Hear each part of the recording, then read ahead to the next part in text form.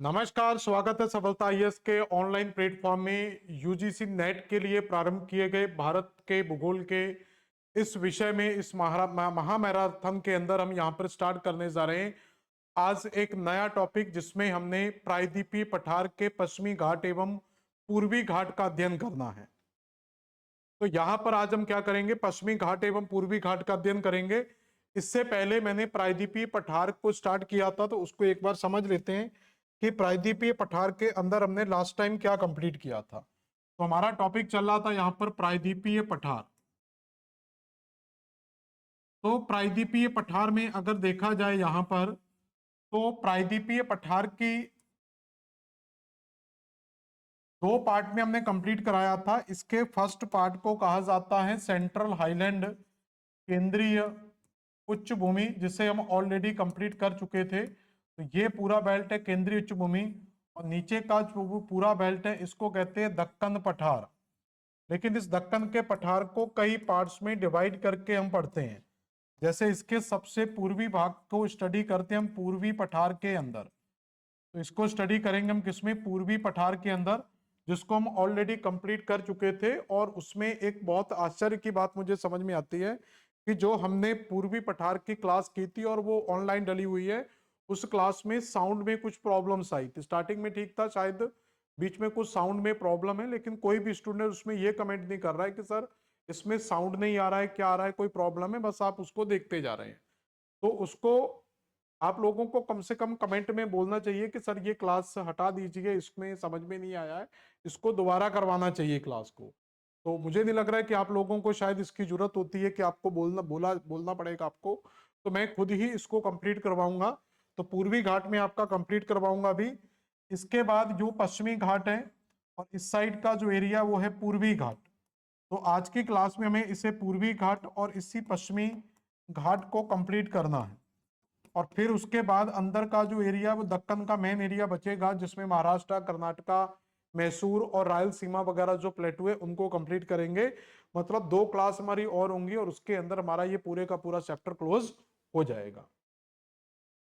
तो अब यहां पर देखा जाए कि इस पेनिनसुलर प्लेटू के अंदर सबसे पहले हम समझेंगे वेस्टर्न घाट एवं ईस्टर्न घाट। तो ये तो हम समझते हैं कि ये जो दोनों घाट हैं, अगर इन दोनों घाटों की बात की जाए तो ये हमें कहां पर मिलेंगे। तो इसकी तो अब आपको नॉलेज है ये कि ये कहाँ मिलेंगे। तो भारत का जो पश्चिमी तट है, तो भारत का जो पश्चिमी तट मिलेगा, इसी पश्चिमी तट के सहारे जो हमें घाट मिलेगा, इसी घाट को कहा जाता है पश्चिमी घाट। और उसी तरीके से सेम आपको इस साइड भी ये घाट मिलेगा, इस घाट को कहा जाता है पूर्वी घाट। तो इस तरीके से दो आपको लंबी संरचनाएं देखने को मिलेंगी। तो इस साइड की संरचना को कहा जाता है पश्चिमी घाट और इस साइड की संरचना को कहा जाता है पूर्वी घाट। तो यो हमारा प्रायद्वीपीय पठार, जो दक्कन का पठार हम पढ़ते हैं, तो जिस हम दक्कन के पठार की स्टडी करते हैं या पेनिनसुला की स्टडी करते हैं, तो इसी पेनिनसुला के ये घाट हैं दोनों तरफ। तो पेनिनसुला के दोनों तरफ के कगारों को, स्कार्पमेंट को ही क्या बोला जाता है, पश्चिमी घाट एवं पूर्वी घाट के नाम से जाना जाता है। अब ये कैसे बने, क्या इनके निर्माण की प्रक्रिया थी, क्या क्या मैटर इसके अंदर हमें देखने को मिलता है। अब आप कहेंगे सर ये तट से दूर क्यों है। तो तट से दूर होने का रीजन है कि यहाँ पर जो एरिया है ये, तो ये आपका घाट नहीं है। यहाँ पर याद रखना, घाट कभी भी तट के साथ जोड़कर नहीं बनाया जाएगा। इसको पश्चिमी तटीय मैदान बोलते हैं या पश्चिमी तट बोलते हैं। तो ये वेस्टर्न कोस्टल प्लेन है। और उसी प्रकार से यहाँ पर भी आपको एक नैरो सा पार्ट आपको दिख रहा है, ठीक है। तो ये आपका जो कौन सा है, पूर्वी तटीय मैदान।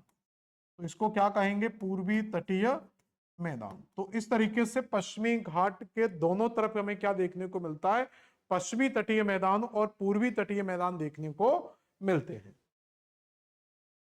अब थोड़ा सा पहले हम पढ़ेंगे पश्चिमी तटीय मैदान के बारे में और उसके बाद हम पढ़ेंगे पूर्वी तटीय मैदान के बारे में। तो पहले पश्चिमी घाट और पूर्वी घाट के बारे में। तो सबसे पहले यहां पर हम पश्चिमी घाट पढ़ेंगे। पहले थोड़ा सा पश्चिमी घाट के बारे में जानेंगे कि पश्चिमी घाट क्या है। तो western Ghat lie parallel to the western coast, they are continuous and can a crossed through passes only like Thal, Bhor and पाल घाट। तो ये माना जाता है कि जो पश्चिमी घाट है वो पश्चिमी तट के समानांतर ही फैला हुआ है। पश्चिमी घाट पश्चिमी तट के समानांतर फैला हुआ है और ये एक कंटिन्यूअस रेंज है। अगर कुछ छोटे मोटे दर्रों को छोड़ दिया जाए तो अगर इसमें पालघाट, थालघाट और भोरघाट जैसे दर्रों को छोड़ दिया जाए तो उन दर्रों को छोड़कर ये बाकी की पूरी श्रेणी हमें कैसी मिलती है? कंटिन्यूअस श्रेणी हमें देखने को मिलती है, समानांतर और निरंतर श्रेणी देखने को मिलती है। तो अगर आपको पश्चिमी घाट क्रॉस करना है तो आप इन 3-4 दर्रों से, जैसे मान लो अगर आप पश्चिमी तट पर खड़े हैं, तो अगर आप इस पश्चिमी तट पर हैं तो पश्चिमी तट से अगर आपको जाना है, देखो हमारा स्थलाकृति किस प्रकार की होगी, तो हमारी टोपोग्राफी कुछ इस प्रकार की बनेगी। तो ये हमारा स्ट्रक्चर बनेगा कुछ। तो इस साइड जो बनेगा वो आपका सी का पार्ट होगा। इस साइड जो पार्ट होगा वो आपका कौन सा सी होगा? यहाँ पर अरेबियन सी होगा। और अरेबियन सी से जब आप जाएंगे तो यहां पर ऊपर जाएंगे तो ये आपको कोस्ट मिल जाएगा, वेस्टर्न कोस्ट। अब वेस्टर्न कोस्ट के बाद जाएंगे तो आपको मिलेगा वेस्टर्न घाट। अब इस घाट को क्रॉस करना है, आपको इस साइड आना है, तो आप इस पूरे घाट के ऊपर से नहीं जाएंगे बल्कि इस घाट में मिलने वाले जो दर्रे हैं कुछ, तो इन घाटों के ऊपर मिलने वाले बीच बीच में जो दर्रे मिलेंगे, इन दर्रों को क्रॉस करके आप पश्चिम से पूर्वी तट की ओर आ सकते हैं, आंतरिक भागों में प्रवेश कर सकते हैं। दूसरा पॉइंट क्या कह रहा है? The western Ghat are higher than the eastern Ghat. तो पश्चिमी घाट जो है वो पूर्वी घाट की तुलना में ज्यादा ऊंचे हैं। Their average elevation is the 900 to 1600 meters is against 600 meter of the eastern घाट। तो मतलब यहां पर जो हाइट दी हुई है, तो ईस्टर्न घाट की हाइट मानी गई है यहां पर, तो ईस्टर्न घाट की हाइट कह रहे हैं वो 600 मीटर है और इस साइड की जो हाइट है वो 900 मीटर से लेकर 1600 मीटर तक भी मिलती है। तो इसलिए हम ये लिखा गया है कि पश्चिमी घाट पूर्वी घाट की तुलना में, और ये पूरे का पूरा आपका एनसीईआरटी के अंदर जाकर पढ़ लेना, क्लास 9th। तो क्लास 9th एनसीईआरटी में जाकर देख लेना, एज इट इज आपको लाइन मिल जाएगी, एज इट इज यही सेंटेंस आपका वहां पर यूज किया गया। तो क्लियर हो गया? तो पश्चिमी घाट क्या है? पश्चिमी तट के समानांतर एक फैली हुई एक निरंतर पर्वत श्रेणी है जिसमें कुछ दर्रे मिलते हैं, इसके अलावा यहाँ पर पूरी कंटिन्यूस मिलती है और इसकी ऊंचाई पश्चिमी घाट की तुलना में, पश्चिमी घाट की ऊंचाई पूर्वी घाट की तुलना में ज्यादा है। अब आता है इसका फॉर्मेशन किस प्रकार से हुआ होगा, आखिर पश्चिमी घाट बना किस प्रकार से था। तो अगर पास्ट स्ट्रक्चर को देखें, देखो अगर पास्ट में जाना पड़ेगा थोड़ा सा, तो पास्ट में जो हमारा पेनिनसुला आज हमें दिखाई देता है, ये पेनिनसुला कुछ इस तरीके का था। ये पेनिनसुला कुछ इस तरीके का मिलता था। ये हमारा क्या था? एक प्रायद्वीपीय क्षेत्र था, इसको कहते थे प्रायद्वीपीय क्षेत्र। और वर्तमान स्थिति में अगर आप देखेंगे तो वर्तमान जो स्थिति हमें दिखाई देती है, वो वर्तमान स्थिति आपको इस तरीके से दिखाई देती है। तो उस समय प्रायद्वीपीय पठार इस तरीके का दिखाई दे रहा था, आज प्रायद्वीपीय पठार इस तरीके का दिखाई दे रहा है। तो ये जो इनोवेशन आपको एक अंतर दिखाई दे रहा है, वो किस कारण से दिखाई दे रहा है, तो यहाँ पर क्या चेंजेस आया होगा। तो इसका मतलब कि ये जो एरिया है यहां से, ये थोड़ा सा एक्स्ट्रा पार्ट दिख रहा है, यहाँ पर ये जो पार्ट है ये थोड़ा सा हमें एक्स्ट्रा दिखाई दे रहा है। तो ये एक्स्ट्रा पार्ट अगर हम यहाँ से रिमूव कर दें, अगर इसको यहां से रिमूव कर दिया जाए तो ये लैंड पूरा इस तरीके से बन जाएगा। अब होता क्या है कि ड्यूरिंग फॉर्मेशन ऑफ प्लेटू, तो पठारी संरचना के निर्माण के दौरान जब इन पूरी पठारी संरचनाओं का निर्माण हो रहा था, उस समय क्या था कि हमारी जो भारतीय प्लेट है वो यूरेशियन प्लेट के साथ टकराती है। देखो इसका थोड़ा सा हिस्टोरिकल बैकग्राउंड में जाते हैं, ये दोनों तो बने रहने दो, इनको नया पेज ले लेते हैं। तो यहां पर यह माना जाता है कि जब इनकी उत्पत्ति की बात करते हैं पश्चिमी घाट की, तो यहां पर नॉर्थ में मिलती है कौन सी प्लेट? Eurasian plate. यहां पर थी यूरेशियन प्लेट, और इसी यूरेशियन प्लेट के साथ जो भारतीय प्लेट अफ्रीका महाद्वीप के साथ जुड़ी हुई थी, तो ये भारतीय भूखंड नॉर्थ ईस्ट डायरेक्शन में मूव करता है और फाइनली इस यूरेशियन प्लेट के साथ जाकर टकरा जाता है।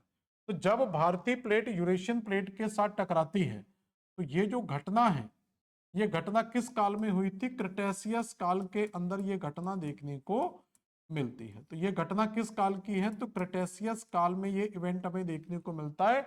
When Indo plate collide with Eurasian plate, जब भारतीय प्लेट यूरेशियन प्लेट के साथ टकराती है, तो ये किस काल में टकराती है? क्रिटेशियस काल में। और क्रिटेशियस काल में यहाँ पर तीन प्रमुख घटनाएं घटित होती हैं। तो क्रिटेशियस काल में सबसे पहले यहाँ पर निर्माण होता है काराकोरम श्रेणी का। तो यहां पर जब ये प्लेट टकराती है तो इसमें एक फोल्ड बनता है और इसी फोल्ड से बनती है आपकी काराकोरम श्रेणी। और दूसरा यहां पर जो होता है, इसी में एक दरार पड़ने के कारण, क्योंकि जब भारतीय प्लेट यूरेशियन प्लेट के साथ टकराएगी तो यूरेशियन प्लेट क्या है, कम घनत्व वाली थी, भारतीय प्लेट का घनत्व ज्यादा था। तो भारतीय प्लेट यूरेशियन प्लेट के नीचे सबडक्ट होने का प्रयास करेगी और उसी सबडक्शन में सबसे पहले क्या बनते हैं, यूरेशियन प्लेट में फोल्ड बनते हैं और फोल्ड से काराकोरम श्रेणी का निर्माण होता है। लेकिन ये जो सबडक्शन होगा, यहां पर जो सबडक्शन होगा कितना होगा?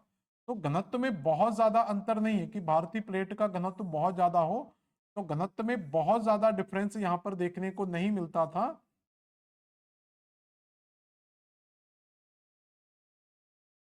ये आपके यूरेशियन प्लेट हो गया और इसी यूरेशियन प्लेट के साथ इस तरफ हो जाएगी इंडो प्लेट। जब इंडो प्लेट का इस यूरेशियन प्लेट के नीचे सबडक्शन होगा, इसको क्या बोलते हैं? सबडक्शन। सबडक्शन यानी कि क्षेपण की प्रक्रिया। तो यहां पर क्या होता है? क्षेपण होता है, जहां पर बेनी ऑफ जोन का निर्माण होता है। ये सब हम विश्व के भूगोल में आगे जाके पढ़ेंगे। तो ये बेनी ऑफ जोन को ही क्या बोलते हैं? सबडक्शन क्षेत्र बोले जाता है। जब ये सबडक्शन यहां पर हुआ था, अब सबडक्शन होगा तो पहले तो ये इससे टकराएगी, तो टकराने के बाद जब सबडक्ट होना स्टार्ट हो जाएगी तो जिस स्पीड से ये टकरा रही थी, अब प्रेशर लगेगा। जब प्रेशर क्रिएट होता है, जैसे हम हाथों से कोई भी चीज को बहुत ओवर वेट को अगर हम उठाएं तो वो हाथों के साथ साथ दर्द हमारी पीछे बैक साइड में पूरे का पूरा चला जाएगा। तो उसी प्रकार जब भारतीय प्लेट यूरेशियन प्लेट के साथ टकरा रही थी, तो यहां पर क्या हो रहा था? पूरी की पूरी एक दरार क्रिएट हो रही थी। तो यहां पर पूरी की पूरी क्या हो रही थी? पश्चिमी तट के सहारे एक पूरी की पूरी दरार क्रिएट हो रही थी। तो इसी कारण यहां पर एक वीकर पॉइंट आता है और यहां पर आता है यहां पर ज्वालामुखी। तो इसलिए दूसरी घटना जो हुई वो दक्कन का जो लावा था या दक्कन में जो लावा निकला, वो भी इसी घटना के साथ जुड़ा हुआ था। दक्कन लावा में क्या हुआ? यहां पर ज्वालामुखी का विस्फोट हुआ, क्योंकि दरार पड़ रही थी। तो दरार जब ज्यादा पड़ रही थी तो ज्वालामुखी का विस्फोट भी हो गया। तीसरी घटना क्या घटित हुई कि जो पश्चिमी घाट का था, अब समझना तीसरी घटना, क्योंकि हमारी जो मेन पॉइंट है वो तीसरी घटना से जुड़ा हुआ है।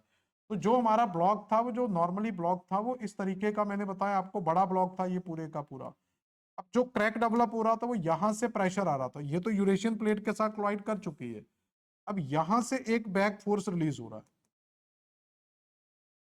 इस तरीके की एक दरार क्रिएट हो रही है। और दूसरी चीज क्या हो रहा था कि जो भारतीय प्लेट इसके साथ टकराएगी तो आप देखेंगे पीछे वाला जो भाग है वो ऊपर की ओर उठेगा और इधर वाला भाग क्या है? तो भारतीय प्लेट कुल मिला के क्या हो रहा था कि भारतीय प्लेट का जो शेप था वो इस तरीके से बनता जा रहा था। ये नॉर्मल सरफेस था।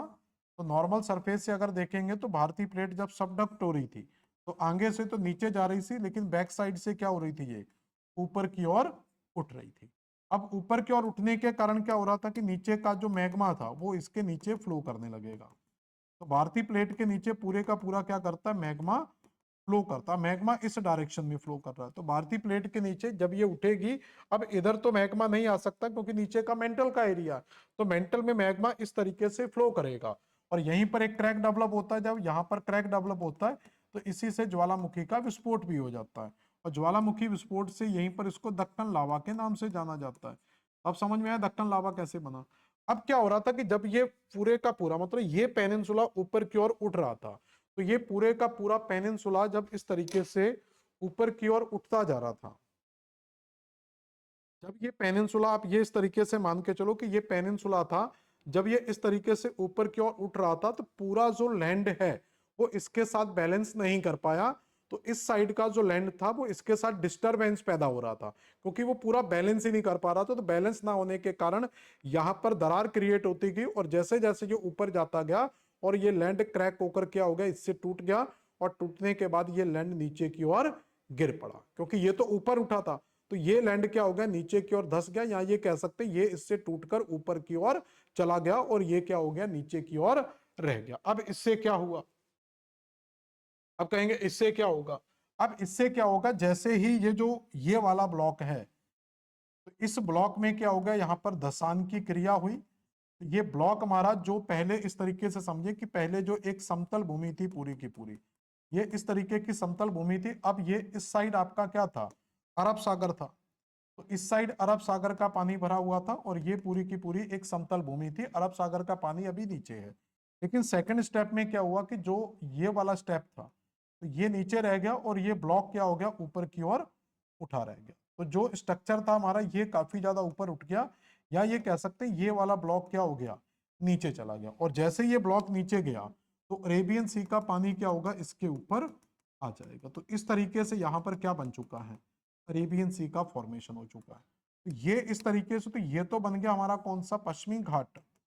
अब इसमें आगे जाकर मैदान भी बताऊंगा कि पश्चिमी घाट से मैदान कैसे बनेगा। अभी यहाँ पर मैदान नहीं है, आगे जाकर मैदान के टॉपिक में मैदान पढ़ेंगे। तो ये पूरे का पूरा नीचे चला गया। तो ये जो लैंड है जो पानी के अंदर दसा हुआ है, इसी को अरब सागर का ब्लॉक कहा जाता, अरेबियन ब्लॉक कहा जाता है इसको।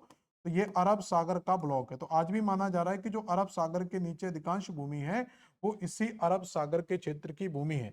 इसी कारण जो अरावली वाला क्षेत्र था, तो अरावली का काफी क्षेत्र भी क्या है, पानी के अंदर डूबा हुआ है। इसलिए कहते हैं अरावली की उत्पत्ति ही अरब सागर से मानी जाती। द्वारका वाला जो कॉन्सेप्ट है वो भी पूरे का पूरा पानी के अंदर डूबा हुआ है, जिसको कहते हैं द्वारका पूरी डूब चुकी थी। तो वो इसी प्रकार की कुछ घटनाओं के कारण हुआ था। तो इसका मतलब है कि इस तरीके से क्या हो गया, जब ये अरेबियन ब्लॉक यहां से टूटकर अलग हो गया, पहले तो ये ब्लॉक अलग हुआ और जैसे ही ब्लॉक अलग हुआ तो ये ऊंचा कगार खड़ा हो गया और इसी खड़े कगार को क्या कहा गया, पश्चिमी घाट का नाम दिया गया।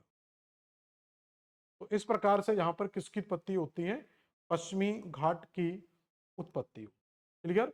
तो अरेबियन ब्लॉक से, तो जो अरब सागर का ब्लॉक था, तो अरब सागर के ब्लॉक के टूटने से जो बचा हुआ रिमेनिंग पार्ट था उसको फिर क्या बोला गया, पश्चिमी घाट का नाम दिया गया। ये फॉर्मेशन की कहानी याद रखना छोटी सी। इसके बाद आता है क्लासिफिकेशन। क्लासिफिकेशन की अगर हम बात करेंगे तो जो हमारा पश्चिमी घाट है, तो यहाँ पर ये बहुत ही प्यारा पार्ट है। ये सबसे ज्यादा क्वेश्चन आपके यहीं से आते, फॉर्मेशन से भी बहुत ज्यादा क्वेश्चन नहीं आते। इसी पश्चिमी घाट को सह्याद्री के नाम से जाना जाता है। पश्चिमी घाट को क्या कहा जाता है, सह्याद्री के नाम से जाना जाता है। और इसी सह्याद्री के आधार पर, इसी सह्याद्री के आधार पर देखा जाए तो पश्चिमी घाट को 3 सह्याद्रियों में डिवाइड करते हैं। एक पार्ट कहलाता है जिसको कहते हैं उत्तरी सह्याद्री। दूसरा जो पार्ट होता है उसको कह दिया जाता है मध्य सह्याद्री, मतलब मध्य वाला जो भाग है वो मध्य सह्याद्री कहलाती है। और जो दक्षिण वाला भाग है उसको कह देते हैं दक्षिणी सह्याद्री। तो इस तरीके से पूरे का पूरा जो पश्चिमी घाट है उसको 3 सह्याद्रियों में डिवाइड किया जाता है। इस तरीके से यहाँ पर एक बार डायग्राम में भी समझ लेते हैं। ये हमारा पूरे का पूरा पश्चिमी घाट है। अब ये पश्चिमी घाट सामान्यतः तो कंटिन्यूअस है, लेकिन फिर भी इसको 3 पार्ट्स में डिवाइड कर लिया जाता है। तो एक पार्ट आपका यहाँ पर मिल जाएगा, एक पार्ट यहाँ मिल जाएगा और एक पार्ट सबसे नीचे मिल जाएगा। तो ये जो 3 पार्ट हैं इन्हीं को सह्याद्री के नाम से जाना जाता है। तो ये जो पार्ट है इसको क्या बोला जाएगा, तो इसको कहा जाएगा सबसे उत्तरी सह्याद्री। ये सबसे उत्तरी भाग है, उत्तरी सह्याद्री बोलेंगे। ये मध्य का भाग है तो इसको मध्य सह्याद्री कहेंगे। और जो दक्षिणी भाग है उसको दक्षिणी सह्याद्री कहेंगे। अब क्वेश्चन आता है कि इसका विस्तार आखिर शुरू कहां से करें। तो घाट, क्योंकि इसमें मैदान का क्षेत्र भी है, तो घाट कहां से डिवाइड करेंगे। तो यहां पर एक नदी प्रवाहित होती है जिसको कहा जाता है ताप्ती नदी। और ताप्ती नदी से लास्ट में जो पॉइंट मिलता है वो है कन्याकुमारी। तो हम कह सकते हैं कि ताप्ती नदी से लेकर, तो पश्चिमी घाट का जो पूरा विस्तार है इसका, वो ताप्ती नदी से स्टार्ट होता है। तो ताप्ती नदी से लेकर कहाँ तक फैला हुआ है, ये कन्याकुमारी तक फैला हुआ है। तो ताप्ती नदी से लेकर कन्याकुमारी तक के क्षेत्र को किस नाम से जाना जाता है, पश्चिमी घाट के नाम से जाना जाता है। फिर इनको विभाजित कैसे करेंगे, तो इसके बीच में यहाँ पर गोवा का एरिया मिल जाता है और यहाँ पर एक छोटी सी पहाड़ी मिल जाएगी जिसको आगे जाकर हम पढ़ेंगे, जिसको कहा जाता है नीलगिरी की पहाड़ी। तो ये डिवाइडेशन होता है। तो इसका मतलब जो उत्तरी सह्याद्री है ये कहाँ से कहाँ तक स्टार्ट होगी, तो ये ताप्ती नदी से स्टार्ट होगी। तो ताप्ती से गोवा तक का जो विस्तार है उसको उत्तरी सह्याद्री, और गोवा से अगर हम स्टार्ट करें तो गोवा से लेकर नीलगिरी की पहाड़ी तक जो विस्तार मिलेगा, नीलगिरी पहाड़ी तक जो विस्तार मिलेगा उसको मध्य सह्याद्री। और फिर अगर हम देखें तो नीलगिरी से लेकर, तो नीलगिरी पहाड़ी से लेकर आपका जो कन्याकुमारी तक विस्तार मिलेगा उसको किस नाम से जाना जाता है, दक्षिणी सह्याद्री के नाम से जाना जाता है। तो ताप्ती नदी से लेकर गोवा तक का जो विस्तार है वो उत्तरी सह्याद्री है, और गोवा से लेकर नीलगिरी तक का जो विस्तार है वो मध्य सह्याद्री है, और नीलगिरी से लेकर कन्याकुमारी तक का जो विस्तार है उसको हम दक्षिणी सह्याद्री के नाम से जानते हैं। अब यहां पर हमें क्या करना है, अब इसमें स्टेट कौन से कवर होंगे, तो यहां पर हम जानते हैं कि जो स्टेट आएगा वो मुख्यतः महाराष्ट्र स्टेट आएगा। गोवा का कुछ पार्ट कवर होगा, इसमें कुछ गोवा भी कवर होगा, लेकिन मुख्यतः पार्ट आपका कर्नाटक राज्य का आएगा। और इसमें भी कुछ नीलगिरी मतलब कर्नाटक का पार्ट आएगा, लेकिन मुख्यतः पार्ट आपका केरल राज्य का आएगा। तो कुछ राज्यों को आप जोड़कर पढ़ सकते हैं, लेकिन मुख्य विस्तार आपको इन्हीं राज्यों में याद रखना है। अब यहां पर क्या होता है कि इनकी तुलना पश्चिमी तट के साथ जोड़कर की जाती है। तो इसी पश्चिमी घाट के पहला यहां पर आपको क्या मिलते हैं, पश्चिमी तट मिलते हैं। तो यहां पर भी पश्चिमी तट मिलेगा। तो ऐसे ही आपको यहां पर क्या मिलते हैं, पश्चिमी तट मिलता है। इस वाले पश्चिमी तट को कहा जाता है कोंकण तट। तो इस तट को किस नाम से जाना जाता है, कोंकण तट के नाम से। मध्य वाला जो भाग है इसको कनारा या कन्नड़ तट के नाम से जाना जाता है, और दक्षिण वाला जो भाग है उसको मालाबार तट के नाम से जाना जाता है। तो कई बार आपको कंपेयर करके पूछ लेता है कि उत्तरी सह्याद्री का तटीय विस्तार किसके साथ है, तो हम कहेंगे कोंकण तट के साथ है, और मध्य सह्याद्री का तटीय विस्तार कनारा तट के साथ है, और दक्षिणी सह्याद्री का विस्तार, तो यहां पर हम लिख सकते हैं तो इसका विस्तार किसके साथ है, कोंकण तट के साथ ये फैला हुआ है। मध्य जो सह्याद्री का विस्तार है ये कनारा तट के साथ फैला हुआ है, या इसको कई बार कन्नड़ तट भी बोला जाता है। तो कनारा या कन्नड़ तट के साथ फैला हुआ है, और ये जो है ये केरल का तट है जिसको मालाबार तट के नाम से जाना जाता है। तो ये मालाबार तट के सारे फैला हुआ है। तो पहले तो आपको सिंपल क्लासिफिकेशन याद रखना है कि हम किस तरीके से इस पूरे घाट को क्लासिफाई कर सकते हैं। तो तीन भागों में हम इसको डिवाइड कर सकते हैं, उत्तरी सह्याद्री, मध्य सह्याद्री और दक्षिणी सह्याद्री। क्लियर हो गया यहाँ तक डिवीजन। अब एक एक करके हमें सारी सह्याद्री के बारे में पढ़ना होता है। ये क्लासिफिकेशन हो गया।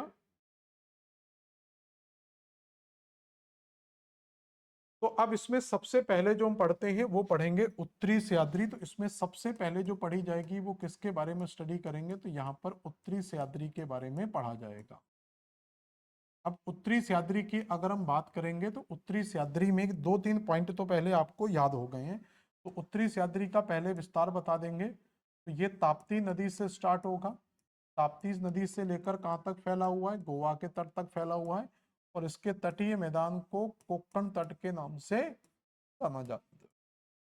ये तो हम समझ गए उत्तरी सह्याद्री। और इसमें जो स्टेट कंपलसरी आती है वो आपकी महाराष्ट्र स्टेट का पार्ट आता है। ठीक है। अब इसके अंदर आपको क्या है, कुछ फैक्चुअल चीजें याद रखनी होती हैं। जैसे इसके अंदर आपको कुछ पहाड़ियों के नाम याद रखने होते हैं कि इस उत्तरी सह्याद्री में पश्चिमी घाट की कौन कौन सी पहाड़ियां आती हैं। तो अगर पहाड़ियों के नाम पहले लिख लेते हैं, फिर मैं मैप से दिखा दूंगा। तो इसमें सतमाला अजंता की पहाड़ियां मिलती हैं। तो सतमाला अजंता की पहाड़ी, इसमें आपको बालाघाट और हरिश्चंद्र की पहाड़ियां मिलती, या दो हैं, अलग अलग भी लिख सकते हो इन चारों को। तो बालाघाट, हरिश्चंद्र और अजंता सतमाला के नाम से फेमस है। तो ये चार पहाड़ी हैं जिनको आप दो बार में भी पढ़ सकते हो। इसके अलावा यहाँ पर कुछ आपको चोटियां मिलती हैं। तो कुछ चोटियों की अगर हम बात करेंगे तो यहाँ पर कुछ पीक्स मिलते हैं, ट्रायंगल बना सकते हैं ऐसे करके कुछ पीक मिलेंगे। तो तीन पीक यहाँ पर आपको मिलती हैं। तो तीन पीक कौन कौन सी हैं, तो यहाँ पर मिलती है आपको पहली पीक जिसको कहते हैं सालहेर, दूसरी मिलती है कलसू बाई, और तीसरी मिलती है महाबलेश्वर। तो ये 3 पीक यहाँ पर आपको मिलेंगी, साल्हेर, कलसूबाई और महाबलेश्वर। और कलसूबाई का संबंध हरिश्चंद्र के साथ है और हरिश्चंद्र की सबसे ऊंची चोटी कलसूबाई भी हमें देखने को मिलती है। इसके अलावा आपको यहाँ पर क्या मिलता है, इसके अलावा यहाँ पर हमें कुछ दर्रे भी देखने को मिलते हैं। तो कुछ दर्रे हमें देखने को मिलते हैं जिसमें 2 दर्रे आपको सामान्यतः याद रखने हैं। एक है आपका थाल घाट, तो उत्तरी सह्याद्री के अंदर एक मिलेगा थाल घाट और दूसरा मिलेगा भोर घाट। ठीक है, वैसे मैंने बहुत सारे दर्रे यहाँ पर अलग से आपको दिए हुए हैं। तो जैसे थाल घाट दिया हुआ है, भोर घाट है, अंबा घाट है, नैना घाट है, अंबोली घाट है, पलकपम घाट है। तो ये सारे घाट आपको बाद में करवाएंगे, लेकिन जो मेन मेन है उसको कसारा घाट भी बोला जाता है। तो थाल घाट और भोर घाट, तो ये बम्बई को नासिक और बम्बई को पुणे से कनेक्ट करता है। तो थाल घाट किसको कनेक्ट करता है, ये मुंबई टू नासिक को कनेक्ट करेगा, तो मुंबई से नासिक को कनेक्ट करेगा। और ये आपका मुंबई से मुंबई टू पुणे कनेक्ट करेगा। तो ये कुछ फैक्चुअल चीजें याद रखनी है कि थालघाट मुंबई से नासिक को कनेक्ट करता है और ये मुंबई से पुणे को कनेक्ट करता है। ये तो हो गई हमारी इसकी फैक्चुअल चीजें। पश्चिमी घाट का विस्तार कहाँ तक है, पश्चिमी घाट में कौन सी पहाड़ियां, पश्चिमी घाट के अंदर कौन कौन सी चोटियां मिलती हैं, और पश्चिमी घाट के अंदर आपको कौन कौन से दर्रे मिलते हैं। इसमें अगर हम देखें तो इसी के अंदर एक दो पॉइंट और ऐड कर सकते हैं। इसी पश्चिमी घाट से कुछ नदियों का उद्गम भी मिलता है। तो इसमें कुछ नदियों का उद्गम क्षेत्र भी मिलता है। तो कौन कौन सी नदियां उद्गमित होती हैं उत्तरी सह्याद्री से, तो उनके नाम लिख सकते हैं। जैसे पहली नदी देखा जाए तो गोदावरी नदी का उद्गम इसी क्षेत्र से मिलता है, और कृष्णा नदी का उद्गम भी इसी उत्तरी सह्याद्री से मिलता है। गोदावरी जो नदी है ये नासिक के पास से निकलती है, उत्तरी सह्याद्री में नासिक मिलेगा, और इसका जो उद्गम है ये महाबलेश्वर से होता है। इस तरीके से आप 2 नदियों के नाम भी यहाँ पर बता सकते हैं। अब मैं इसका आपको एक मैप बनाकर दे रहा हूं, उस मैप से आप इसको पूरा स्टडी कर सकते हैं। तो यहाँ पर जो हमारा उत्तरी सह्याद्री रहेगा बीच में, तो यहाँ पर आपको पहले तो कुछ पहाड़ियां याद रखनी है। तो 3-4 यहाँ पर पहले पहाड़ियां याद रख लेंगे।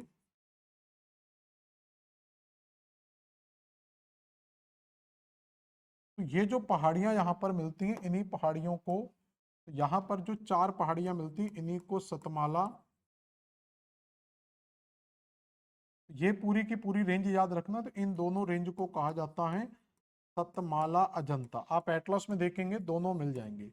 तो सतमाला अजंता की पहाड़ी मिलेंगी, और ये जो दोनों रेंज है ये आपकी बालाघाट और हरिश्चंद्र की पहाड़ियां मिलेंगी।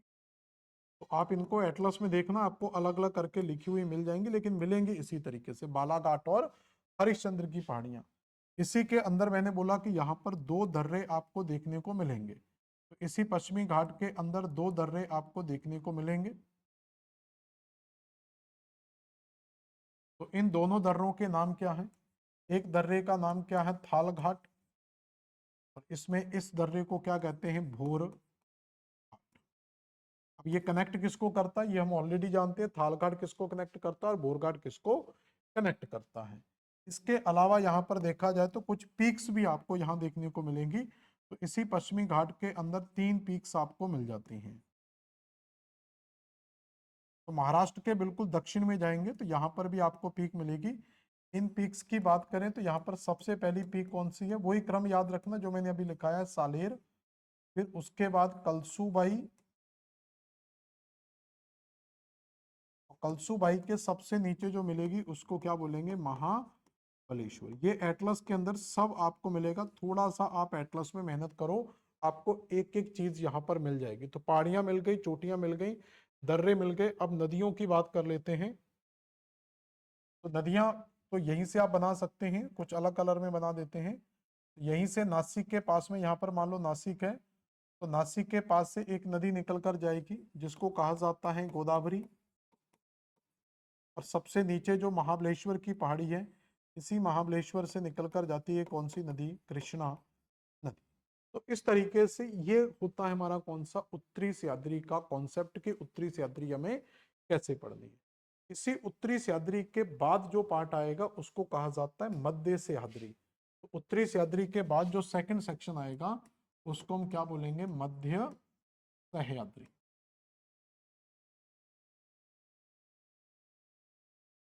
तो मध्य सह्याद्री के अंदर भी पहले कुछ फैक्चुअल चीजें हैं। जैसे पहली चीज है तो इसका विस्तार कहाँ से कहाँ तक होगा, तो ये गोवा से स्टार्ट होगा और नीलगिरी की पहाड़ी तक हमें देखने को मिल जाएगा। दूसरा जो पॉइंट हमें याद रखना है कि इसका विस्तार कर्नाटक राज्य के अंदर होगा, ये कर्नाटक में मिलेगा। और तीसरा जो हमें याद रखना है, गोवा से नीलगिरी और कर्नाटक, और इसका जो तट है वो संबंध है हमारा कनारा तट से या फिर कन्नड़ तट से। तो कनारा या कन्नड़ तट से ये संबंधित, ये आपका मध्य सह्याद्री का पार्ट आता है। गोवा से नीलगिरी, कर्नाटक, कर्नाटक से कन्नड़ या कनारा तट। अब इसके अंदर हमें क्या मिलता है, अब इसके अंदर याद रखना कि यहाँ की जो भू आकृति या इसकी टोपोग्राफी की बात करें, जो स्थलाकृति मिलती है, यहाँ की स्थलाकृति को दो नाम से जाना जाता है। तो ये पूरे का पूरा मध्य सह्याद्री कहाँ पर आएगा, कर्नाटक स्टेट में आएगा। तो कर्नाटक स्टेट की स्थलाकृति को, इसमें कर्नाटक आता है इसलिए यहाँ पर एक पठार भी मिलता है, उसको कर्नाटक का पठार भी बोलेंगे। आगे जाकर ये मैं पढ़ाऊंगा दोबारा से, कर्नाटक का पठार पढ़ेंगे। स्थलाकृति में दो प्रकार की स्थलाकृति मिलती है, एक मिलती है मलनाद और एक मिलती है मैदान।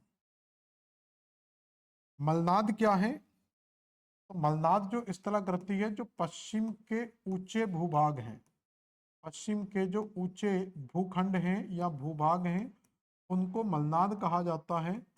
और पूरब के जो नीचे भूभाग हैं, ठीक है, ऊंचे भूभाग और नीचे भूभाग को क्या कहा जाता है, मैदान कहा जाता है। तो पश्चिमी जो भाग है, अभी मैं डायग्राम से दिखा दूंगा आपका, तो पश्चिम का मतलब है पश्चिम घाट की तरफ, तो वो ऊंची टोपोग्राफी जिसको मलनाड कहा जाता है, और जो नीचा समतल मैदान है उसको समझता है मैदान कहा जाता है। और इसी मलनाड क्षेत्र के अंदर अगर हम जाते हैं, तो इसी मलनाड क्षेत्र के अंदर जाते हैं, क्योंकि ये ऊंचा भाग है, तो यहीं पर आपको मिलेगा कर्नाटक का पठार। तो कर्नाटक के पठार का संबंध किससे, मलनाड से या मैदान से, या आप इसको ऐसा छोड़े, कर्नाटक के पठार में दोनों स्थला करती हैं। तो यहाँ पर ऊंची जगह मिलेगा आपको बाबा बुदान पर्वत। तो बाबा बुदान पर्वत या बाबा बुदान की जो पहाड़ी है वो इसी मलनाड रीजन में, तो कर्नाटक के पठार में पश्चिम के ऊंचे भूभाग को मलनाड के नाम से जाना जाता है, जहां पर बाबा बुदान की पहाड़ी मिलती है। और इसी बाबा बुदान के अंदर आपको एक पीक मिलती है जिसको कहते हैं कुद्रे मुख। तो बाबा बुदान की सबसे ऊंची चोटी या सबसे प्रमुख चोटी जो मिलती है वो कौन सी है, कुद्रे मुख। और एक और मिलती है मलयागिरी, एक मलयांगिरी, मलयांगिरी भी बोल देते हैं, मलयागिरी भी बोल देते हैं। तो इसमें दो पीक मिलती है, मलयागिरी और मलयांगिरी। तो नॉर्मली जो माना जाता है जो सबसे ऊंची है, हालांकि ये फेमस नहीं है ज्यादा, तो सबसे ऊंची तो मलयांगिरी है, लेकिन जो फेमस ज्यादा है वो कुद्रेमुख है।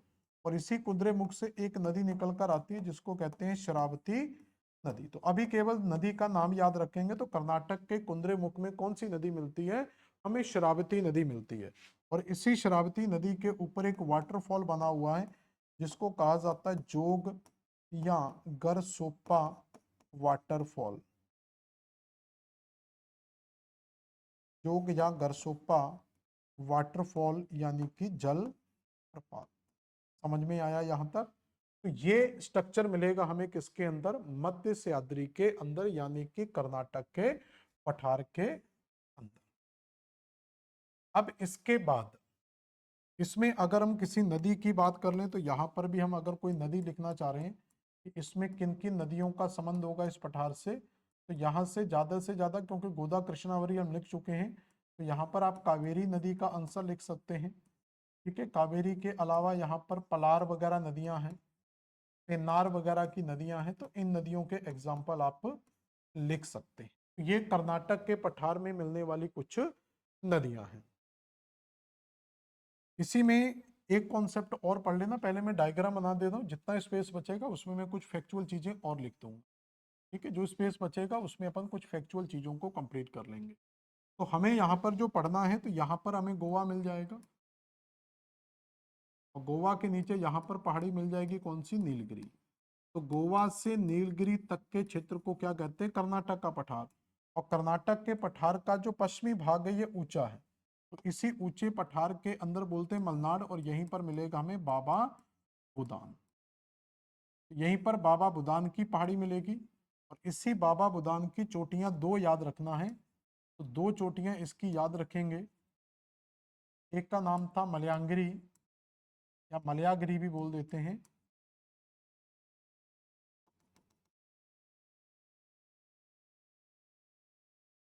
मलयागिरी।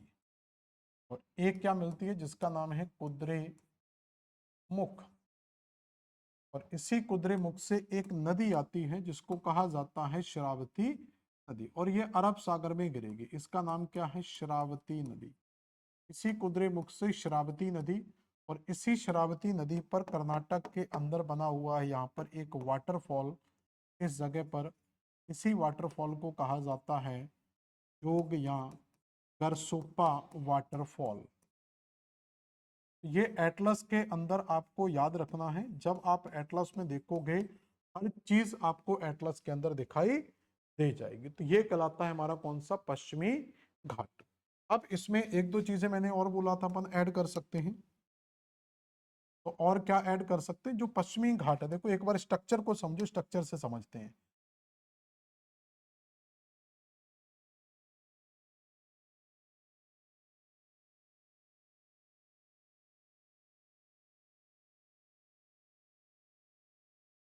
तो ये हमारा कहलाएगा पश्चिमी घाट। तो पश्चिमी घाट में जो ऊंची भूमि आपको दिखाई दे रही है, इस ऊंची भूमि को बोलेंगे मलनाड, और इस समतल वाले क्षेत्र को बोलेंगे मैदान। तो ये पश्चिम में जा रहा है, तो पश्चिमी घाट से इधर जाओगे तो पश्चिम में ऊंचा क्षेत्र है मलनाड, और इधर है नीचा क्षेत्र मैदान। इसी में बाबा बुदान कुंद्रे मुख मिलेंगे। और इस साइड अगर आप जाएंगे तो यहाँ पर आपको जली क्षेत्र मिलेगा। ये आपका कौन सा क्षेत्र हो गया, अरब सागर का क्षेत्र हो गया। तो यहाँ पर आपको अरब सागर मिल गया, और यहाँ पर आपको जो मिलेगा वो पश्चिमी तटीय मैदान या पश्चिमी तट लिख सकते हैं, तो ये आपको पश्चिमी तट मिल जाएगा। अब क्या होता है कि जब नदियों की बात करते हैं, नदियों को यहाँ मेन समझाना है, तो सामान्यतः जो नदियां हैं वो इस तरफ से निकलती है, यहाँ से निकलेंगी और इस तरफ की ओर चली जाएंगी। तो यहाँ पर जैसे जो नदियां मैंने लिखाई हैं आपको, कावेरी पलार, वो इस तरफ जाती है। लेकिन कुछ नदियां हैं जो पश्चिमी घाट के पश्चिमी, ये देखो ये पश्चिमी घाट है, ये पश्चिमी घाट का ये पश्चिम है, और ये पश्चिमी घाट का पूरब है। तो जो नदी पश्चिमी घाट के पूरब, जैसे ये मान लो स्लोप है पूरे का पूरा, तो ये स्लोप है, तो इस साइड पूरब हो गया, इस साइड पश्चिम हो गया। तो जो नदी पश्चिमी घाट के पूर्वी तट से निकलेगी वो बंगाल की खाड़ी की ओर चली जाएगी, मतलब इस डायरेक्शन में। मान लो कि ये नदी अगर यहां से निकलती तो ये इस तरफ जाएगी, क्योंकि यहाँ पर घाट है।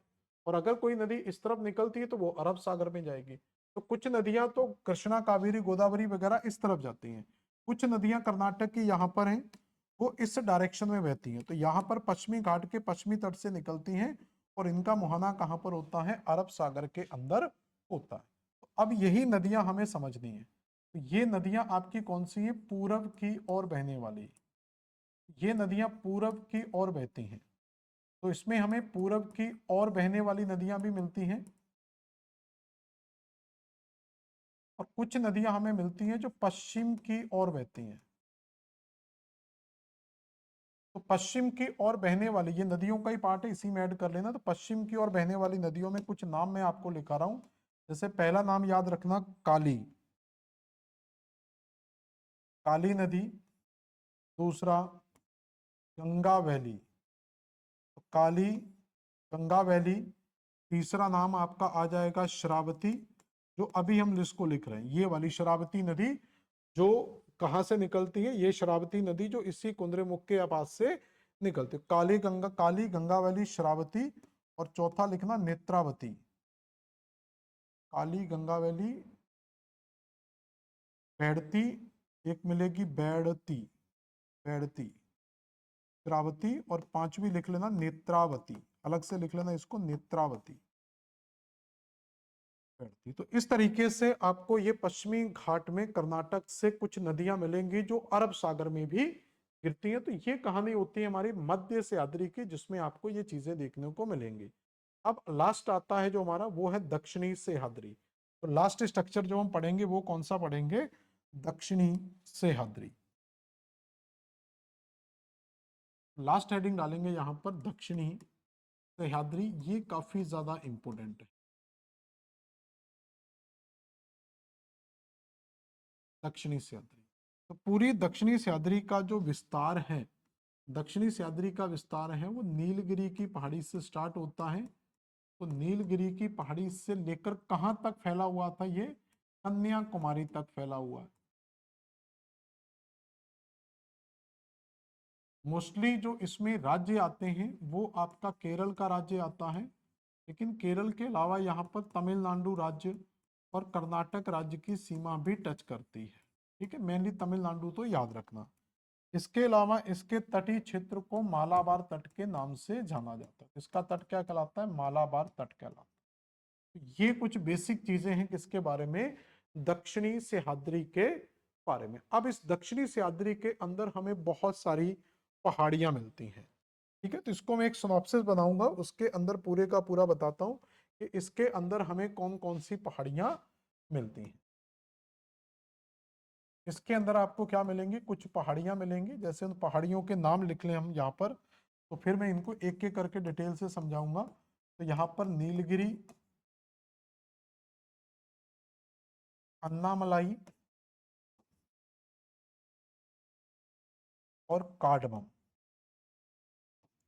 ये तीन पहाड़ियां मुख्यतः मिलती, नीलगिरी, अन्नामलाई और कार्डमम। इसमें कुछ आपको चोटियां भी मिलेंगी, तो कुछ चोटियां भी यहाँ पर याद रखेंगे। जैसे चोटियों में नाम हम कुछ लिख सकते हैं, जैसे दोदा बेटा, माकुर्ती, दोदा बेटा, माकुर्ती, अन्नामलाई,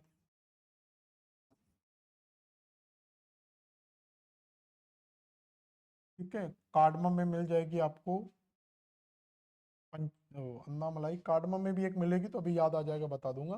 तो इस तरीके से केरल के तट में आपको कुछ पहाड़ियां भी याद रखना है, कुछ यहाँ पर चोटियां भी याद रखना है, यहाँ पर कुछ आपको दर्रे भी याद रखने हैं, यहाँ पर कुछ दर्रे भी आपको मिलेंगे। जैसे दर्रों के अंदर देखें, कम से कम दो दर्रे तो हम याद रख सकते हैं। तो यहाँ पर आपको पालघाट दर्रा भी मिलेगा, यहाँ पर आपको शैनकोट्टम दर्रा भी मिलेगा, शैनकोट्टम दर्रा। ठीक है, यहाँ पर अगस्त्य मलाई आ जाएगा, अगस्त्य मलाई। तो पालघाट मिलेगा और शैनकोट्टम दर्रा मिलेगा। पालघाट दर्रे के बारे में अगर देखें तो ये दर्रा जो है ये कोच्चिन को, ये कोच्चि टू कोयम्बटूर को कनेक्ट करता है। ये क्या करता है? कोच्चिन को कोयम्बटूर से ऐड करता है। तो कोच्चिन केरल में है और कोयम्बटूर कहाँ पर है? तमिलनाडु में। ऐसे शैनकोट्टम दर्रा है, तो ये केरल की राजधानी तिरुवनंतपुरम, तो ये केरल की राजधानी तिरुवनंतपुरम को किससे टच करता है? मदुरई से टच कर। तो इस तरीके से यहाँ पर आपको क्या कुछ दर्रे मिलेंगे। अब बात आती है लास्ट, आपको यहाँ पर कौन कौन सी नदियां मिलेंगी। तो यहाँ पर इस केरल राज्य के अंदर कौन कौन सी नदियां मिलेंगी? तो नदियां वही तरीका है, आपको दोनों तरीके की नदियां यहाँ पर मिलेंगी। तो कुछ नदियां हैं जो पश्चिमी घाट के पूर्वी तट की तरफ से निकलती हैं, और कुछ नदियां हैं जो पश्चिमी घाट के पश्चिमी तट की तरफ से निकलती हैं। तो जो पूर्वी तट की तरफ से निकलेंगी, ठीक है, उसमें आपकी वेगई है, आप वेगई याद रख सकते हैं। ताम्र पानी का नाम याद रख सकते हैं, ताम्र पानी। ठीक है, इसमें हमने शायद कावेरी वगैरह लिखा था, तो कावेरी को छोड़ देना, ये नदियां लिखा रहने दो, बाकी दिक्कत नहीं है यहाँ पर। ठीक है, केरल से निकलती हैं, तमिलनाडु में नॉर्मली मिलती हैं कावेरी नदी, तो इनको हटा देना यहाँ से, ये कंफ्यूजन करेंगे आपको। तो ये वाली नदियां हटा देना, केवल ये नदियां याद रख लेना। ठीक है, तो यहाँ पर हम डाल सकते हैं, इसमें वेगई, ताम्रपाणी, कावेरी यहाँ पर लिख सकते हो, यहाँ ज्यादा बेस्ट होगा। पलार, पेन्नार, क्योंकि ये नदियों का संबंध ज्यादातर केरल राज्य से है। पश्चिमी तट के अंदर देखेंगे तो पश्चिमी तट के अंदर जो मिलेगी वो मिलेगी पेरियार नदी, ये काफी ज्यादा इंपोर्टेंट है। पांबा नदी,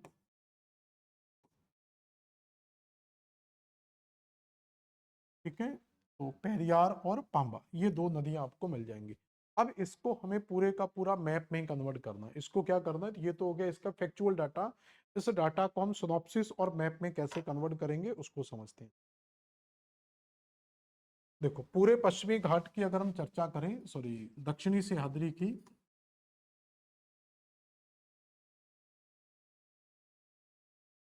दक्षिणी सह्याद्री के अंदर याद रखना जो भी हम मैटर पढ़ते हैं उनको कई बार दक्षिणी पहाड़ियां भी बोला जाता है।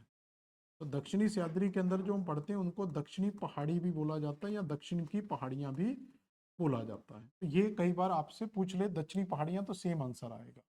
इसमें पहली जो पहाड़ी मिल रही थी वो हमें मिलेगी नीलगिरी। नीलगिरी के बाद जो दूसरी पहाड़ी मिलेगी वो है अन्ना मलाई। नीलगिरी, अन्ना मलाई, और तीसरी जो पहाड़ी मिलेगी हमें वो मिलेगी आपको कार्डमम की पहाड़ी। कार्डमम का हिंदी मतलब इलायची होता है, तो इसलिए इसको इलायची की पहाड़ी भी बोल सकते हैं। तो नीलगिरी, अन्नामलाई और कार्डमम। अब यहाँ पर याद रखना कि जो नीलगिरी और अन्नामलाई की पहाड़ी है, इन दोनों पहाड़ियों के बीच में ही मिलता है आपको पालघाट दर्रा। तो पालघाट जो दर्रा है वो नीलगिरी और अन्नामलाई की पहाड़ी के बीच में है। क्लियर हो गया। तो नीलगिरी अन्नामलाई की पहाड़ी के बीच में क्या है, पालघाट दर्रा।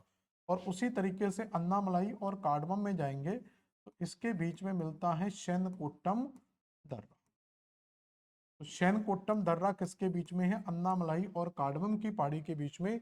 और नीलगिरी और अन्नामलाई के बीच में क्या स्थित है, पालघाट दर्रा स्थित है। इसके बाद देखें जरा, अगर हम कार्डमम पहाड़ी की बात करेंगे तो इसकी सबसे ऊंची चोटी, तो कार्डमम की सबसे ऊंची चोटी का नाम क्या था, इसका नाम हमने लिखा था अगस्त्या मलाई। तो अगस्त्या मलाई इसकी क्या है, सबसे ऊंची चोटी हमें मिलती है। और कार्डमम में याद रखना ये सबसे दक्षिणी पहाड़ी मानी जाती है। अगर लिखना भी चाहो तो ये सबसे दक्षिणी पहाड़ी है, सबसे दक्षिण की पहाड़ी या सबसे दक्षिणी पहाड़ी माना जाता है। अन्नामलाई की बात करें तो अन्नामलाई में जो पीक मिलती है, अन्नामलाई के अंदर जो पीक मिलेगी उस पीक को किस नाम से जाना जाता है, उस पीक को कहा जाता है अन्नाई मुदी। तो अन्नामलाई की पहाड़ियों पर जो पीक मिलती है उसको कहते हैं अन्नाई मुदी। अभी देखो मैंने यहाँ पर आपको सब अलग अलग लिखा है, तो यहाँ पर सब अलग अलग लिखा हुआ, दोदा बेटा, माकुर्ती, अन्नामलाई, अगस्त्या मलाई।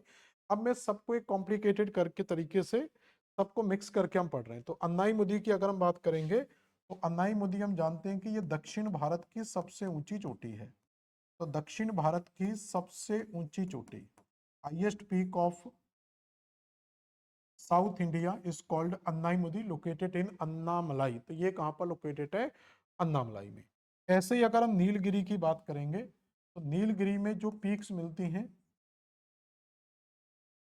उसमें एक पीक मिलती है जिसको कहते हैं दोदा बेटा। अब जो दोदा बेटा है, अब देखो एक चीज और इनसे राज्य पूछे, जैसे अन्नाई मलाई की, अन्नाई मुदी की पहाड़ी है ये केरल राज्य में स्थित है। अगस्त मलाई है ये भी आपकी लगभग केरल में ही, तमिलनाडु के बॉर्डर पर मिल जाती है लेकिन केरल लगा सकते हैं। लेकिन जो दोदा बेटा ये पूरी तरीके से तमिलनाडु स्टेट में स्थित है। तो दोदा बेटा कहाँ पर है, तमिलनाडु में, इसलिए इसको तमिलनाडु राज्य की सबसे ऊंची चोटी भी कहा जाता है। और उसी के नीचे जो दूसरी पीक मिलती है, दोदा बेटा के नीचे क्या मिलती है आपको, माकुर्ती। तो जो माकुर्ती है ये केरल में स्थित है। तो इस तरीके से आप इसको कुछ पीक्स को याद रख सकते हैं। तो नीलगिरी, अन्नामलाई, कार्डमम, उनके बीच में दर्रे कौन से और चोटियां कौन सी। अब ये दर्रे किसको कनेक्ट करते हैं, तो पालक्काड जो दर्रा ये हम जानते हैं कि ये किसको कनेक्ट करता है, ये कोच्चि को किससे कनेक्ट करता है, कोयम्बटूर से कनेक्ट करता है।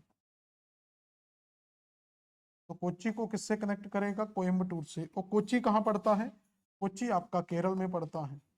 और कोयम्बटूर कहाँ पड़ता है, तमिलनाडु में। तो इस तरीके से ये दर्रा क्या कर रहा है, केरल को तमिलनाडु से कनेक्ट करेगा।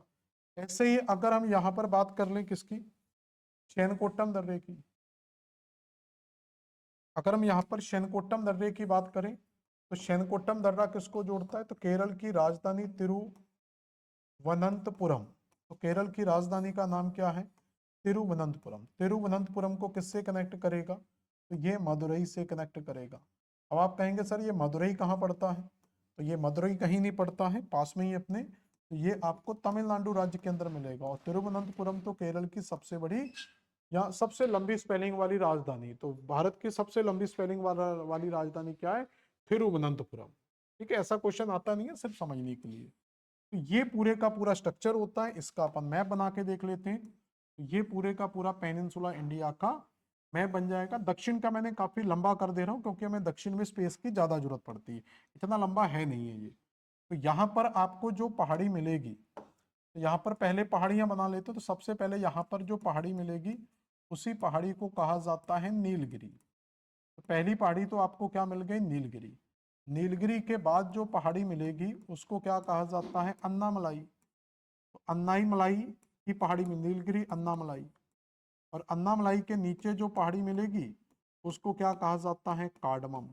तो पहले तो ये तीनों की तीनों पहाड़ियां आपको ये पूरा केरल और तमिलनाडु के बॉर्डर पर मिलेगा, क्योंकि ये जो स्ट्रक्चर आप देखोगे प्रायद्वीपीय भारत का, तो यहाँ पर ये मिलेगा। देखो इसकी लोकेशन याद रखना, यहाँ पर केरल राज्य है, बगल में तमिलनाडु राज्य है। तो ये जो पहाड़ियां पड़ रहे हैं ये लगभग इसी बॉर्डर पर मिलती हैं। तो ये केरल और तमिलनाडु के बॉर्डर पर, मतलब ये पूरी की पूरी सह्याद्री जो है ये केरल और तमिलनाडु के बॉर्डर पर मिलती है। क्लियर? तो नीलगिरी, अन्नामलाई और काडमम ये पहाड़ियां। इसके बाद यहां पर हमने दर्रे देखे, तो इन दोनों पहाड़ियों के बीच में एक दर्रा है। ठीक है, इन दोनों पहाड़ियों के बीच में एक दर्रा है, और इधर से इन दोनों पहाड़ियों के बीच में एक दर्रा है। तो दोनों पहाड़ियों के बीच में जो दर्रे मिलते हैं, तो ये दर्रे किसको कनेक्ट करते हैं उसको समझ लेते हैं। तो यहां पर हम जानते हैं कि ये जो दर्रा है, ये दर्रा यहां से कनेक्ट करेगा दोनों लैंड को। तो इन दोनों लैंड्स की अगर हम बात करें तो ये दोनों को किसको कनेक्ट करेगा? तो ये आपका कोच्चि मिलेगा, और इस साइड क्या मिलेगा? कोयम्बटूर मिलेगा। तो ये कोच्चि को किससे कनेक्ट कर रहा है? कोयम्बटूर से। यहां पर जो मिलेगा वो आपको मदुरई मिलेगा। तो ये मदुरई को किससे कनेक्ट कर रहा है? तो यहां पर आपको तिरुवनंतपुरम, ये केरल की राजधानी मिल जाएगी, तिरुवनंतपुरम। इसके बाद यहाँ पर पीक्स की बात कर लेते हैं। तो कौन कौन सी पीक मिलती है? तो नीलगिरी पर 2 पीक्स मिलती है।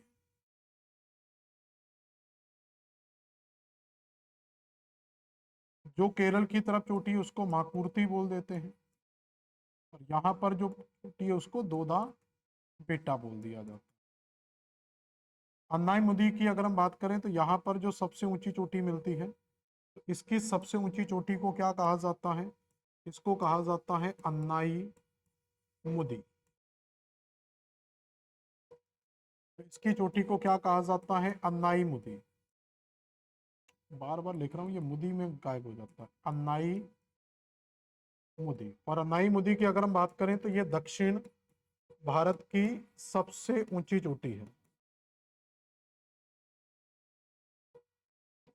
तो ये क्या हो गया? दक्षिण भारत की सबसे ऊंची चोटी देखने को मिलेगी। क्लियर? तो ये क्या मिलेगी? दक्षिण भारत की सबसे ऊंची चोटी देखने को मिलेगी। इसके अलावा इसकी सबसे ऊंची चोटी का नाम हम जानते हैं, ये क्या है? अगस्त्य मलाई। तो ये सबसे ऊंची चोटी मिल जाएगी, अगस्त्य मलाई। तो इस तरीके से ये पूरे का पूरा आपका दक्षिणी सह्याद्री का चैप्टर कंप्लीट होता है। तो यहाँ पर क्या आएगी? पूरी की पूरी इस तरीके से आपको दक्षिणी सह्याद्री याद रखना। तो ये पश्चिमी घाट हमारा पूरी तरीके से कंप्लीट होता। ठीक है, तो ये जैसे दर्रे लिखे हुए, थाल घाट है, ये मुंबई को नासिक से कनेक्ट करता है। भोर घाट है, ये मुंबई को पुणे से। अंबा घाट है, ये रत्नागिरी को कोल्हापुर से, मतलब ये महाराष्ट्र के अंदर मिल जाएगा। नैना घाट है, ये पुणे को जामेर से टच करता है। अंबोली घाट है, ये स्वंतवादी को बेल्जियम से बेलगाम से टच करता है। और पलक्कम घाट, जिसको पाल घाट करते हैं, ये कोयम्बटूर से, पलक्कम या कोयम्बटूर को मदुरई से कह सकते हैं कि मदुरई से टच करता है। अब हम बात करते हैं थोड़ा सा ईस्टर्न घाट के बारे में। तो ईस्टर्न घाट की स्टडी हम किस तरीके से करते हैं? तो eastern Ghat, the eastern Ghat are the discontinue. तो पहली चीज याद रखो, ये कैसा है? एक डिसकंटिन्यू क्षेत्र मिलता है, and regular and the dissected by the river drainage into the Bay of Bengal. पूर्वी घाट असंतता, अनियमित और बंगाल की खाड़ी में मिलने वाली नदियों द्वारा विच्छेदित। तो पूर्वी घाट कभी भी कंटिन्यूस नहीं मिलेगा। पूर्वी घाट क्या मिलेगा?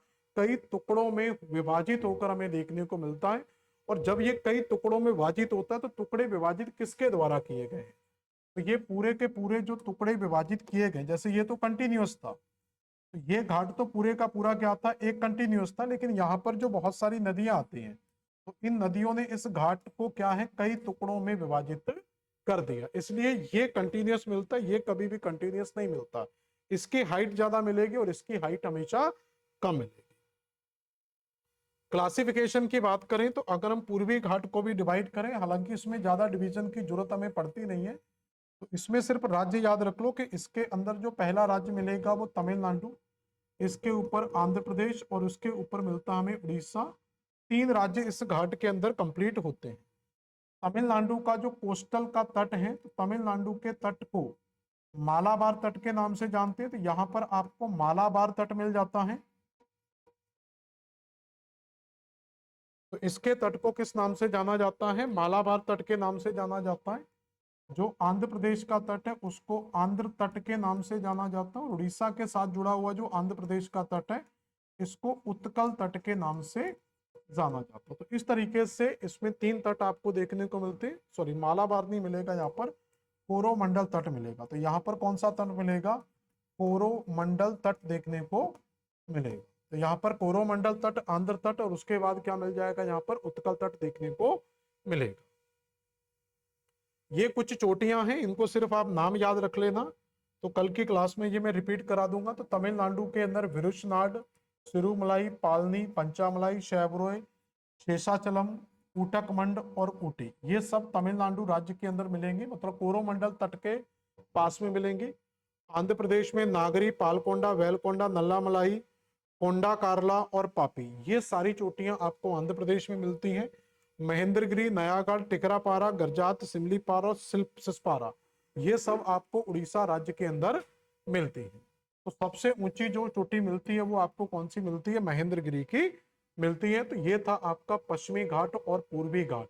तो आज कल की क्लास के अंदर हम क्या करेंगे, तो ये थोड़ा सा शोर का डिस्टरबेंस हो रहा है, तो कल की क्लास में मैं आपको पूर्वी घाट को एक बार शुरू से कंटिन्यू दोबारा से करवा दूंगा, और उसके साथ हमारा पश्चिमी घाट और पूर्वी घाट दोनों कंप्लीट हो जाएंगे। पश्चिमी घाट को हमने पूरी डिटेल के साथ कंप्लीट कर लिया है, थोड़ा सा हम यहाँ पर पूर्वी घाट को भी कंप्लीट कर लेंगे, दोबारा से एक बार रिवीजन करा दूंगा, कंप्लीट हो जाएगा। और कल दक्कन का पठार पढ़ेंगे और उसमें आपका पूरा पेनिनसुला का कॉन्सेप्ट भी कंप्लीट हो जाएगा। मिलते हैं नेक्स्ट क्लास में, धन्यवाद।